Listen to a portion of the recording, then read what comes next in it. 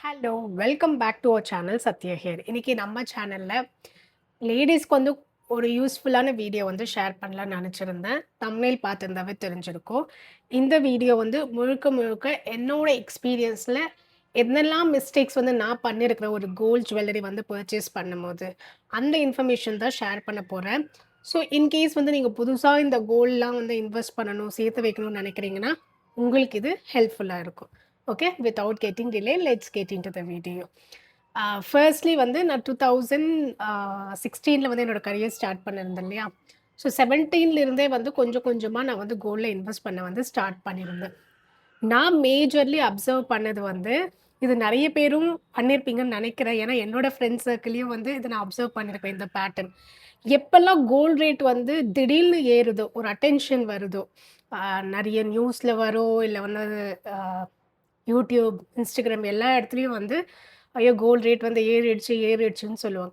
So அந்த மாரி டைம்ல தான் வந்து நமக்கு தோணும், ஓஹோ! இல்ல நம்ம வந்து கோல்ட் பர்ச்சேஸ் பண்ணிடலாம். இல்லன்னா வந்து இந்த பிரைஸ் கூட நம்ம மிஸ் பண்ணிடுவோமோ! ஒரு ஃபோமோன்னு சொல்லுவாங்கல்ல, ஃபியர் ஆஃப் மிஸ்ஸிங் அவுட்ன்னு. நமக்கு அந்த தாட்டே வந்து அந்த கோல்ட் ரேட் இன்க்ரீஸ் ஆனதுக்கு அப்புறம் தான் வரும். கொஞ்ச நேரம் வந்து கொஞ்சம் சட்டிலா இருக்கும். சில நேரம் வந்து கொஞ்சம் டவுன் ஆயிருக்கும். ரொம்ப நாளைக்கு வந்து அதே ரேட்ல வந்து கொஞ்சம் ஸ்டாக்னேட்டட் ஆயிருக்கும். அந்த டைம்லலாம் நம்ம பெருசா யோசிக்க மாட்டோம். எப்ப வந்து மீடியால அட்டென்ஷன் வருதோ, எப்ப வந்து அந்த கோல்ட் ரேட் வந்து ஏறுதோ, அப்பதான் நமக்கு தோணும், ஓகே இந்த காசு எடுத்து இது வாங்கிடலாமா? அந்த காசு எடுத்து இது வாங்கிடலாமா?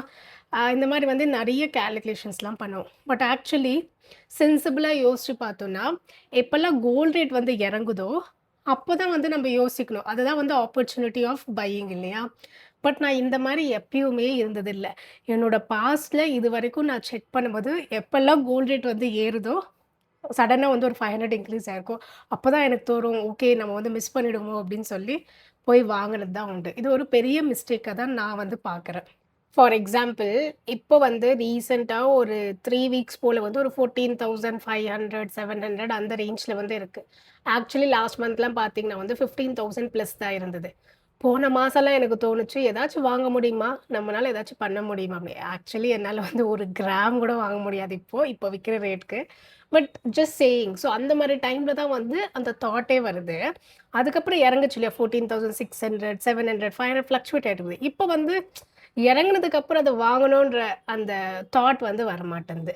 ஸோ நம்ம என்ன நினைக்கிறோம்னா, ஓகே இறங்குச்சுன்னா வந்து இதுக்கு மேல இன்னும் கொஞ்சம் இறங்கும். இன்னும் கொஞ்சம் போகட்டும். எங்க போக போகுது? அப்படிதான் வந்து நம்ம யோசிக்கிறோமோ அப்படின்னு வந்து நெறைய தடவ எனக்கு தோணியிருக்கு. செகண்ட்லி இந்த மிஸ்டேக் நான் நெறைய தடவ பண்ணியிருக்கிறேன். Emotional buying. இந்த எமோஷனல் பையிங் வந்து ஒரு பக்கம் வந்து அது ஒரு அட்வான்டேஜா கூட இருக்கலாம். இன்னொரு பக்கம் வந்து அது ஒரு பெரிய டிஸ்அட்வான்டேஜ் வந்து later the point of time அத பத்தி யோசிக்கும்போது வந்து நான் கொஞ்சம் ரெக்ரெட்டான சிச்சுவேஷன்ஸ் இருக்கு. ஒரு கேஸஸ் இருக்கு. அந்த மாரி என்னெல்லாம் வந்து பண்ணியிருக்கிறேன்னு நான் ஷேர் பண்றேன். ஜஸ்ட் ஃபியூ எக்ஸாம்பிள்ஸோட. எப்பயாச்சும் வந்து இந்த நகை கடைக்கு போவோம். ஏதோ ஒண்ணு வாங்க தான் போவோம். பட் பக்கத்திலேயே இன்னொரு பொருள் பார்த்திருப்போம். அதோட வெயிட்டும் கூட இருக்கும். இல்ல சம்டைம்ஸ் வந்து அதுக்கு மேக்கிங் சார்ஜஸும் அதிகமா இருக்கும். ஸோ அந்த மேக்கிங் சார்ஜஸும் அதிகமா இருக்கும்போது அந்த எமோஷனல் திங்கிங்னால, இல்ல எனக்கு இது கண்டிப்பா வேணும். எனக்கு இது வேணுமே வேணும். அப்படின்னு நமக்கு தோணிட்டே இருக்கும் இல்லையா? ஸோ அதனால வந்து நம்மளே நம்ம ஃபோர்ஸ் பண்ணி அந்த ப்ராடக்ட்ட வந்து பர்ச்சேஸ் பண்ற மாதிரி இருக்கும். இதனால வந்து நான் நெறைய தடவ இந்த மாரி பண்ணியிருக்கேன். அதுக்கப்புறம் ரெக்ரெட்டும் ஆயிருக்கேன். ஸோ ஒவ்வொரு ப்ராடக்ட்டும் வாங்கும்போது அட்லீஸ்ட் ஒரு 22,000, 25,000 வந்து இந்த மேக்கிங் சார்ஜ்க்கே வந்து ஒரு சவரம் வாங்குனாலும் 25,000 மேக்கிங் சார்ஜ் வந்து நீங்க பே பண்ற மாதிரி இருக்கும். ரீசென்ட் டைம்ஸ்ல கூட அந்த மிஸ்டேக் வந்து நான் பண்ணியிருக்கேன். இப்பவாவது அட்லீஸ்ட் நம்மளுக்கு ஆப்ஷன்ஸ் இருக்கு. நம்மகிட்ட ஒரு பழைய கோல்டு இருந்துச்சுன்னா, அந்த பழைய கோல்ட டெபாசிட் பண்ணிட்டு, ஒரு 10 மந்த்ஸ் கழிச்சு மேக்கிங் சார்ஜ் இல்லாம அதே கிராம்ஸ் ஆஃப் கோல்ட் வந்து நீங்க வந்து பர்ச்சேஸ் பண்ணிக்கலாம் அப்படின்னு. இந்த மாரி ஆப்ஷன்ஸ்லாம் இருக்கும்போது அதெல்லாம் யுட்டிலைஸ் பண்ணாம, நம்மளுக்கு தோணுச்சு நமக்கு இது வேணும் அப்படின்னு சொல்லி போய் டக்குன்னு போய் வாங்கணும்னு நெனைக்கிறது. மேக்கிங் சார்ஜ் குடுத்து வாங்குறது. அது வந்து ஒரு கரெக்ட்டான விஷயமா இருக்காது இல்லையா? ஸோ அந்த டைம்ல அந்த எமோஷனல் மூமெண்ட்னால வந்து அத பர்ச்சேஸ் பண்ண நெனைக்கிறோம். But beyond the point of time வந்து நமக்கே தோணும், ஐயோ! இவ்ளோ காசு வந்து இந்த மேக்கிங் சார்ஜஸ்க்கு வந்து நம்ம வந்து குடுத்துருந்தோமே அப்படின்னு. ஒரு சவரன் வாங்க போனா அட்லீஸ்ட் ஒரு 1, 1 1/2 கிராம் கிட்ட வந்து மேக்கிங் சார்ஜ் மட்டுமே வந்து நெறைய தடவ பே பண்ணியிருக்கிறோம். ஸோ இந்த மிஸ்டேக் வந்து எத்தன பேர் பண்ணியிருக்கிறேன்னு மறக்காம கமெண்ட் செக்ஷன்ல மென்ஷன் பண்ணுங்க. ரெக்கரண்ட்டா பண்ண இன்னொரு மிஸ்டேக் சொல்றேன். ஒரு சில பாயிண்ட் ஆஃப் டைம் வரைக்குமே வந்து அட்லீஸ்ட் ஒரு ஃபார் ஃபியூ இயர்ஸ் வந்து இந்த ட்ரெடிஷனல் கோல்ட் மேலயும், இந்த பிளெயின் கோல்ட் மேலயும் இன்வெஸ்ட் பண்ணியிருந்தேன். பட் அதுக்கப்புறம் வந்து இந்த பீட்ஸ் ஜுவல்லரி, அதுக்கப்புறம் இந்த கல்லு வச்சது இதெல்லாம் வாங்குறதுனால நெறைய எக்ஸ்ட்ராவா பே பண்ண சினாரியோலாம் இருக்கு. ஆ ஒரு கல்லு வச்ச வளையலுக்கு வந்து ஆல்மோஸ்ட் ஒரு 50, 60,000 மட்டுமே மேக்கிங் சார்ஜ் அண்ட் ஸ்டோன்ஸ்க்கு மட்டுமே வந்து பே பண்ணியிருக்கிறேன். ஒரு பேர்ல் செயின் வாங்குறதுக்காக ஒரு பேர்ல்க்கு மட்டுமே வந்து ஒரு 25,000 பே பண்ணியிருக்கேன். ஒரு நெக்லஸ்ல வந்து இது வந்து செமி ப்ரெஷியஸ்ல ப்ரெஷியஸ் ஸ்டோன் அப்படின்னு சொன்னாங்க. அதுக்கு வந்து ஒரு 25,000, 30,000 எக்ஸ்ட்ரா வந்து பே பண்ணியிருக்கேன். இதெல்லாம் வந்து இப்ப யோசிச்சு பார்க்கும்போது, எவ்ளோ பெரிய தப்பு பண்ணிட்டேன். இன்னைக்கு விக்கிற கோல்ட் ரேட்டுக்கு, அந்த காசுலாம் அந்த மாரி வேஸ்ட் பண்ணாம, கரெக்ட்டா வந்து பிளெயின் கோல்டாவே வாங்கியிருந்தா, எவ்ளோ காசு மிச்சமாயிருக்கோ, அது எவ்ளோ ஒரு அம் அன்ஃபோர்சீன் டைம்ஸ்லயோ, இல்ல வந்து அன்சர்டன் சிட்யூவேஷன்ஸ்லயோ தேவைப்படும்போது அது எவ்ளோ யூஸ்ஃபுல்லா இருந்திருக்கும்னு, ஒரு பெரிய ரெக்ரெட் எனக்கு இப்போதைக்கு இருக்கு. இன்னொரு மிஸ்டேக் சொல்றேன். நம்ம வந்து நெறைய பேர் பண்ணியிருப்பீங்க. என் பேரண்ட்ஸ்லாம் இதெல்லாம் பண்ணி வந்து நான் பார்த்துருக்கேன். நீங்கள எத்தன பேர் இத பண்ணியிருக்கிறீங்கன்னு சொல்லுங்க. ஏதாச்சும் வெளியில வந்து ஒரு சீட்டு கட்டுவோம், இல்ல ஒரு ஆர்டி போடுவோம், இல்ல ஒரு எஃப்டி போடுவோம். அது மெச்சூரிட்டி ஆனதுக்கப்புறம், அந்த காசு எடுத்துட்டு போய் கோல்டு வாங்குவோம். இது எனக்கு புரியவே மாட்டேது. இத்தன மாசம் நீங்க கட்டிட்டே வந்தீங்க. அது மெச்சூரிட்டி முடிஞ்ச உடனேயே நம்ம போய் கோல்ட் பர்ச்சேஸ் பண்றப்போ என்ன ஆகும்? இந்த 10 மந்த்ஸ்க்கு வந்து கோல்ட் ரேட் அட்லீஸ்ட் ஒரு 100, 200 இன்கிரீஸ் ஆயிருக்கும்ல. I'm not talking about now recently. நீங்க யோசிச்சு பாருங்க. ஒரு 2 வருஷமோ, 3 வருஷமோ முன்ன கூட யோசிச்சு பாருங்க. ஸ்டாக்னேட்டடா கோல்ட் ரேட் இருக்கும்போது கூட, அட்லீஸ்ட் ஒரு 100, 200 ஏறி இருக்குமா? அதுவும் லாஸா? அதோட நீங்க மொத்தமா அமௌண்ட் எடுத்து போய் குடுத்து வாங்கும்போது, மேக்கிங் சார்ஜ் பே பண்ணணுமா? அதுவும் லாஸா? ஸோ, அது ஒரு பெரிய லாஸ் தானே! அதுவே நீங்க நீங்க கோல்ட் தான் வாங்கணும்னு கரெக்ட்டா முன்னாடியே நீங்க நெனச்சு வச்சிருந்தீங்கன்னா, நீங்க அந்த சீட்டு கட்டுற காச கோல்ட் சிட்டா பே பண்ணியிருக்கலாம். நீங்க அந்த ஆர்டி போடுற காச வந்து கோல்ட் சிட்டா நீங்க போட்டுருக்கலாம். இல்ல நீங்க எஃப்டில ஒரு பல்க் அமௌண்ட் இன்வெஸ்ட் பண்றது வந்து இந்த ஒன் டைம் டெபாசிட் ஸ்கீம்ஸ்லாம் இருக்கு இல்லையா? அந்த மாரி கூட இன்வெஸ்ட் பண்ணிருக்கலாம். இந்த மாரி வாங்கும்போது நம்மளுக்கு எவ்ளோ சேவ் ஆகும்? இல்ல அப்படி இல்ல எஃப்டிலாம் முடிஞ்சுச்சு, மெச்சூரிட்டி ஆயிடுச்சு, காசு வந்துச்சுன்னா, அந்த ஈக்விவலெண்ட் அமௌண்ட்க்கு நீங்க காயின்ஸ் வச்சு கூட ஆஃபர் டைம்ல வந்து அத எக்ஸ்சேஞ்ச் பண்ணியிருக்கலாம். இதெல்லாம் வந்து நம்ப பெருசா யோசிக்காம வந்து நம்ம பண்ணிடுறோமோ அப்படின்னு தோணுது. ரீசென்ட் டைம்ஸ்ல கூட ஒரு நானும் இந்த மிஸ்டேக் பண்ணியிருக்கிறேன். ஆ இப்போ ரீசென்ட்டா 2025ல கூட நான் இந்த மிஸ்டேக் பண்ணியிருந்தேன். அது ஒரு பெரிய மிஸ்டேக் அப்படின்னு சொல்லி லேட்டரா தான் நான் ரியலைஸ் பண்ணியிருந்தேன். பட் அன்ஃபார்ச்சுனேட்லி என்னோட கேஸ்ல வந்து அது ஒரு டாக்ஸ் டெபாசிட் எஃப்டின்றனால வந்து அது நடுவுல வந்து பிரேக் பண்ண முடியல. ஆ அ அதனால வந்து அதுலேருந்து வர மெச்சூரிட்டியும் கம்மி. ஐ மீன் பெனிஃபிட்டும் கம்மி.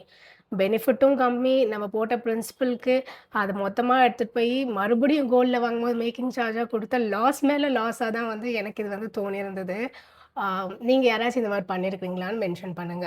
பட் சேயிங் ஆல் திஸ் நம்ம பேரண்ட்ஸ் டைம்லலாம் இந்த கோல்ட் சிட்ல அந்த மந்த்லி இந்த ஃப்ளெக்ஸி பிளான்லாம் வந்து பண்றோம்ல, அதெல்லாம் அவ்ளோ பாப்புலர் கிடையாதுன்னு தான் நான் நெனைக்கிறேன். இப்போ ரீசென்ட் டைம்ஸ்ல ஒரு லாஸ்ட் 5, 6 இயர்ஸா தான் வந்து இந்த மாரி 11 months flexi plan, one time deposit, old gold exchange இந்த மாரி ஆம் நெறைய வந்து இந்த மாரி ஸ்கீம்ஸ்ல வந்து அவைலபிள் இருக்கு. பிகாஸ் கோல்ட் ரேட் வந்து ஏறிட்டே இருக்கு இல்லையா? எப்படியாச்சும் வந்து பீப்பிள வந்து அட்ராக்ட் பண்ணி கோல்ட் ஷாப்க்கு வந்து கொண்டு வரணும். ஸோ அந்த மாரி அதனால வந்து அவங்களும் வந்து நெறைய ஸ்கீம்ஸ்லாம் வந்து இன்ட்ரோடியூஸ் பண்றாங்க. இந்த கோல்ட் ரேட் ஏறுறனால இப்போ இத்தன ஸ்கீம்ஸ்லாம் நம்மளுக்கு அவைலபிள்ல இருக்கு. பட் நெக்ஸ்ட் டைம் வந்து இந்த மாரி சீட்லாம் வந்து வெளியில பே பண்ணி ஒரு ஒன் டைம் டெபாசிட் பண்றீங்கன்னா, கொஞ்சம் யோசிச்சு பண்ணுங்க. ஏன்னா நம்மளுக்கு ஏற்கனவே நெறைய ஆப்பர்ச்சுனிட்டீஸ் வந்து இருக்கு. நெறைய பிராண்டட் ஷோரூம்ஸ்ல நெறைய ஸ்கீம்ஸ்ல அவைலபிள் இருக்கு. நீங்க வெளியில போய் ஒரு சீட்டு கட்டாம, ஒரு ஆர்டில போட்டு மறுபடியும் எடுத்துட்டு போய் கோல்ட்ல இன்வெஸ்ட் பண்றதுக்கு, ஒரேடியா நீங்க டைரக்ட்டா போய் கோல்ட் சிட்டாவே போடலாம். இந்த மிஸ்டேக் வந்து நான் 2025லும் பண்ணியிருக்கிறேன். ஈவன் 2024ல கூட பண்ணியிருக்கேன். மிஸ்டேக் வந்து ரொம்ப அதிகமா பார்க்கக்கூடியது வந்து, இந்த மாசம் உங்களுக்கு புடிச்ச ஏதாச்சும் ஒரு ஜுவல்லரி வந்து பர்ச்சேஸ் பண்ணியிருப்பீங்க. அதுக்கப்புறம் 3 மாசம் கழிச்சு என்னமோ உங்களுக்கு வந்து இந்த டிசைன் பிடிக்கலன்னு சொல்லி மறுபடியும் எக்ஸ்சேஞ்ச் பண்ண போம்போது, ஏற்கனவே நீங்க வாங்குனதுக்காக ஒரு தடவ மேக்கிங் சார்ஜ் பே பண்ணியிருப்பீங்க. மறுபடியும் நீங்க புதுசா வாங்குறீங்கல்ல, அதுக்கும் நீங்க மேக்கிங் சார்ஜ் வந்து பே பண்ணுவீங்க. ஸோ இங்கேயும் வந்து நம்மளுக்கு வந்து ரெக்கரண்ட் லாஸா தான் இருக்கும். டபுள் டைம் வந்து சிஜிஎஸ்டி, எஸ்டிஎஸ்டி வேற பே பண்ணணும். இந்த மாரி வந்து நானு 1 ஆர் 2 டைம்ஸ் பண்ணியிருக்கேன். பட் கம்பேரிட்டிவ்லி வந்து அந்த அளவுக்கு அதிகமா பண்ணல. இந்த ஒரு விஷயத்துல. ஏன்னா எனக்கு ஒரு தடவ கோல்டு வாங்கிட்டு அத எக்ஸ்சேஞ்ச் பண்ணணும்னா, ஆ நான் ரொம்ப யோசிப்பேன். அன்லெஸ் அண்ட் அன்டில் வந்து அது பிரேக் ஆகுது, இல்ல எனக்கு அது வந்து யூஸ் ஆகல, அதுல ஏதாச்சும் இஷ்யூ இருந்தா மட்டும் தான் வந்து நான் எக்ஸ்சேஞ்ச் பண்ணுவேன். அதுவும் நான் வாங்குன ரேட்டுக்கும், இப்போ விக்கிற ரேட்டுக்கும் நெறைய டிஃபரன்ஸ் இருக்கும்போது மட்டும் தான் வந்து அத நான் சூஸ் பண்ணுவேன். இப்போ வாங்கி உடனே வந்து 2, 3 மாசத்துல எக்ஸ்சேஞ்ச் பண்றது இதுவரைக்கும் நான் பண்ணல touch wood. But then this is again very big mistake. நெறைய பேர் வந்து நம்மள சுத்தி பண்றது. நீங்க எத்தன பேர் இது பண்ணியிருக்கிறீங்க? அண்ட் ஃபைனலி என்னோட பெர்சனல் எக்ஸ்பீரியன்ஸ்ல நான் நினைக்கக்கூடிய ஒரு பெரிய மிஸ்டேக் வந்து சம்பாதிக்கிறதெல்லாம் எடுத்துட்டு போய் கோல்ட்ல இன்வெஸ்ட் பண்றது. ஸோ நம்மளோட போர்ட்ஃபோலியோ வந்து டைவர்சிஃபைடா வச்சுக்கணும். ஏதாச்சும் ஒரு எமர்ஜென்சினா டெஃபினெட்லி வந்து கோல்டு இருக்கும். பட் தென் மானிட்டரி மெத்தட்ஸ் ஏதாச்சும் கூட நம்மக்கிட்ட இருக்கணும். மானிட்டரி டூல்ஸும் ஏதாச்சும் இருக்கணும்னு வந்து ரீசென்ட் ரியலைசேஷனில் நான் புரிஞ்சுக்கிட்டது. ஸோ சம்பாதிச்சதெல்லாம் எடுத்துட்டு போய் கோல்டில் மட்டுமே இன்வெஸ்ட் பண்ணுறதும் தப்பு. கோல்டில் இன்வெஸ்ட் பண்ணாமையும் இருக்கிறது பெரிய தப்பு தான். ஸோ வந்து maximum as much as possible நம்ம போர்ட்ஃபோலியோ வந்து டிஸ்ட்ரிபியூட்டடாக ஈக்குவலாக வந்து டிஸ்ட்ரிபியூட் பண்ணி வச்சுருக்கணும் அப்படின்னு சொல்லி ரீசெண்டாக தான் நான் கற்றுக்குறேன். அதுதான் வந்து நான் இப்போ வந்து ஸ்லோலி வந்து ஹேபிச்சுவேட் பண்ணிட்டு இருக்கேன். சேயிங் ஆல் திஸ், இத்தனை மிஸ்டேக்ஸ் நான் சொல்லியிருந்தேன் இல்லையா? பட் எனக்கு என்ன தோணும்னா, என்னதான் மிஸ்டேக் பண்ணாலும், நான் ஒரு 2 இயர்ஸ் முன்னாடி இது வாங்கியிருப்பேன். அப்போ நான் ஒரு மேக்கிங் சார்ஜ் வந்து பே பண்ணியிருப்பேன். எமோஷனலா கூட நான் வாங்கியிருக்கலாம், பரவாயில்ல. நான் ஸ்டோன் கூட பே பண்ணியிருப்பேன். பட் எனக்கு பிடிச்ச மாரி நான் ஜுவல்லரி வாங்கிக்கினேன் இல்லையா? இன்னைக்கு நான் சந்தோஷமா அத வேர் பண்றேன் இல்லையா? மோரோவர் வந்து அப்போ வாங்குன ஜுவல்லரி வந்து இன்னைக்கு போய் நான் எக்ஸ்சேஞ்ச் பண்ணும்போது எனக்கு ஒரு பெரிய லாஸ் இல்ல இல்லையா? ஏன்னா கோல்ட் ரேட் தான் ஏறிடுச்சு இல்லையா?